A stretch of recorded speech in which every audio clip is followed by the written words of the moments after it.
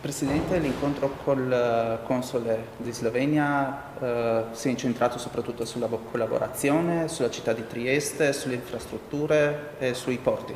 Veniamo da una collaborazione molto forte, molto stretta che abbiamo avuto in questi anni, una collaborazione che ci ha permesso di far ripartire il comitato tra la Regione Friuli-Venezia Giulia e la Repubblica di Slovenia, che affronta temi molto delicati, dalla sanità alle infrastrutture, alla cultura, al tema dell'ambiente, in particolare i progetti in comune che abbiamo sul fiume Isonzo, per esempio. È stata anche l'occasione per parlare del porto di Trieste, della necessità che il porto di Trieste e il porto di Capodistria collaborino, come del resto già fanno, in sinergia, anche perché questo territorio è un territorio più largo dei nostri confini e in questi anni siamo riusciti davvero a collaborare in modo molto prezioso. Abbiamo parlato ovviamente anche della minoranza slovena, è una minoranza a cui la Regione ha dato la massima attenzione in questo periodo storico e che ci ha permesso anche di fare iniziative, eventi molto importanti, penso alle scuole bilingue, penso a tutti gli interventi fatti sulla cultura, penso agli interventi e sostegno dato al Primorsky e ad altri